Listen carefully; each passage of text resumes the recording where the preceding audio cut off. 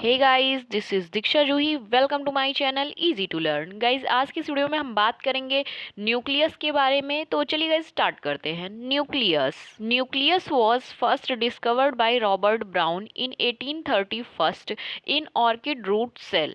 Guys, nucleus की खोज सर्वप्रथम रॉबर्ट ब्राउन ने ऑर्किड रूट कोशिका में 1831 में की थी। Robert Brown was observing orchid cells under a microscope. He observed an aqua area which he called the aureola or nucleus. Guys, Robert brown एक माइक्रोस्कोप के तहत ऑर्किड कोशिकाओं का अवलोकन कर रहे थे। उन्होंने एक अपारदर्शी क्षेत्र देखा जिसे एरियोला या न्यूक्लियस कहा। Mathis Leiden told nucleus play a role in generating cells and he introduced the name cytoblast.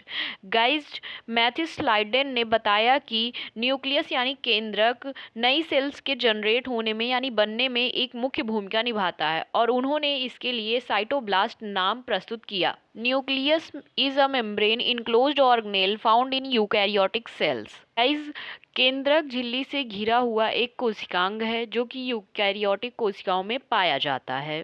Generally a cell have only one nucleus but more than one nucleus are also seen in some cells. On the basis of presence of nucleus, cells are three types: uninucleate, binucleate and multinucleate. There are some variation also found in the shape of nucleus like spherical shaped and flattened shaped etc. Guys, nucleus के आकार में भी भिन्नताएं पाई जाती हैं जैसे कि गोलाकार न्यूक्लियस और चपटा केंद्रक या न्यूक्लियस आदि। नेक्स्ट गाइज, अब हम बात करेंगे स्ट्रक्चर ऑफ न्यूक्लियस के बारे में। तो गाइज, ये है न्यूक्लियस का स्ट्रक्चर जिसमें एक outer membrane, inner membrane, nuclear pore, nuclear reticulum, chromatin material, nucleoplasm और न्यूक्लियोलस है। गाइज, इनमें से चार मेन पार्ट्स होते हैं जो कि है nuclear membrane, nucleoplasm, nucleolus, chromatin material. तो चलिए गाइज इन्हें डिटेल में देख लेते हैं। Nuclear membrane. Nucleus is bounded by a double-layered thin membrane known as nuclear membrane. It is always absent in prokaryotic cells. It consists of two units, that is outer and inner membrane. There is a space between outer nuclear membrane and inner nuclear membrane that is known as perinuclear space. Guys, nucleus जो है वो दोहरी परत वाली पतली झिल्ली से घिरा होता है जिसे केंद्रक झिल्ली या न्यूक्लियर मेम्ब्रेन कहते हैं। प्रायः यह प्रोकैरियोटिक सेल्स में यानी कोशिकाओं में नहीं पाया जाता है। गाइस, न्यूक्लियर मेम्ब्रेन जो है वो दो परतों वाली झिल्लियों से बना होता है, एक तो आंतरिक परत, दूसरी बाहरी परत। बाहरी परत और आंतरिक परत के बीच में एक खाली जगह पाई जाती है जिसे पेरीन्यूक्लियर स्पेस कहा जाता है। Nuclear membrane originates from plasma membrane. Means guys, जो न्यूक्लियर मेम्ब्रेन होती है वो प्लाज्मा मेम्ब्रेन से ही उत्पन्न होती है। Outer nuclear membrane is continue with endoplasmic reticulum. Guys, जो इंडोप्लाज्मिक रेटिकुलम होती है वो न्यूक्लियर मेम्ब्रेन के साथ साथ ही होती है।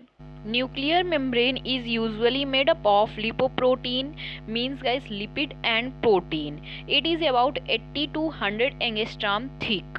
गाइस, आमतौर पर यह न्यूक्लियर मेम्ब्रेन जो होती है वो लिपोप्रोटीन की बनी होती है जो कि 80 से 100 एंगस्ट्रॉम तक मोटी होती है। दे separate nucleus to cytoplasm and they also act as cytoplasmic nuclear interaction. Guys, ये न्यूक्लियस को साइटोप्लाज्म से अलग करते हैं तथा ये साइटोप्लाज्मिक न्यूक्लियस इंटरेक्शन के रूप में भी कार्य करते हैं। Guys, nuclear membrane was discovered by Robert brown. यह रॉबर्ट ब्राउन के द्वारा खोजी गई थी। नेक्स्ट गाइज, अब हम बात करेंगे न्यूक्लियोप्लाज्म के बारे में। Nucleoplasm is also known as nuclear sap और कैरियोप्लाज्म और न्यूक्लियोक्लाइमा। जो न्यूक्लियोप्लाज्म होता है वो न्यूक्लियर सैप, कैरियोप्लाज्म, न्यूक्लियोक्लाइमा के नाम से भी जाना जाता है। Von Wenden in 1875 used term nucleoplasm while Flemming in 1878 used term karyoplasm. Guys, जो वॉन वेंडेन थे उन्होंने 1875 में न्यूक्लियोप्लाज्म टर्म का यूज़ किया था और जो फ्लेमिंग थे उन्होंने 1878 में कैरियोप्लाज्म शब्द का यूज किया था। Nucleoplasm are jelly like substance which is usually made up of protein. Guys जो न्यूक्लियोप्लाज्म होता है वो जेली लाइक सब्सटेंस है जो कि मुख्यतः प्रोटीन से बना हुआ होता है। All the nucleus substance are present within the nucleoplasm. Guys nucleus के जितने भी सब्सटेंस होते हैं वो न्यूक्लियोप्लाज्म में प्रेजेंट होते हैं। In nucleoplasm many enzymes are present as like. इस न्यूक्लियोप्लाज्म में बहुत सारे एंजाइम्स प्रेजेंट होते हैं जैसे कि hexokinase, P fructokinase and 6p gluconic dehydrogenase, ribonuclease, alkaline phosphates ETC. Next guys अब हम बात करेंगे न्यूक्लियोलस के बारे में। It was first discovered by Fontana in 1781। Guys इसकी खोज फोंटाना ने 1781 में सबसे पहले की थी। इट इज स्फेरिकल और dumbbell shape structure which lies in the centre of nucleus. Guys ये स्फेरिकल यानी गोलाकार और डम्बल शेप में एक आकृति होती है जो कि न्यूक्लियस के एकदम बीचों बीच पाई जाती है। Nucleus play important role in the formation of RNA and ribosome. Guys यह आरएनए और राइबोसोम के फॉर्मेशन में बहुत ही मुख्य रोल निभाता है। They also help in the synthesis of protein. Guys ये प्रोटीन के संश्लेषण में भी हेल्प करते हैं यानी सहायता करते हैं। नेक्स्ट गाइज अब हम बात करेंगे क्रोमैटिन मटेरियल के बारे में। Chromatin materials are usually made up of DNA and protein. During nuclear division or cell division, these chromatin materials condense to form chromosome. Guys जो chromatin material होते हैं वो मुख्यतः DNA और प्रोटीन के बने होते हैं और केंद्रक विभाजन तथा कोशिका विभाजन के दौरान ये जो क्रोमैटिन मटेरियल्स होते हैं गाइज एक तरह से संघनित हो जाते हैं और एक क्रोमोसोम का फॉर्म करते हैं। Karl William von Nageli in 1842 observed chromosome in plant. Guys जो कार्ल विलियम वॉन नगेली थे उन्होंने 1842 में क्रोमोसोम्स को प्लांट में ऑब्जर्व किया था। Strasburger in 1875 first discovered thread like structure which appear during cell division. These thread like structure were called chromosome due to their affinity for basic dyes. The term chromosome is derived from two Greek words that's chrome यानी colour, stroma यानी body. This term was first used by Waldeyer in 1888। Guys 1875 में स्ट्रॉसबर्गर ने cell division के दौरान धागे जैसी संरचनाओं की खोज की। इन धागे जैसी संरचनाओं को क्रोमोसोम कहा गया इनके रंगों के भेद के आधार पर। गाइस क्रोमोसोम जो शब्द है उसकी उत्पत्ति दो ग्रीक शब्दों से हुई है जिसमें क्रोम का अर्थ होता है रंग और सोम का अर्थ होता है शरीर। इस शब्द का प्रयोग पहली बार वॉल्डेयर ने 1888 में किया था।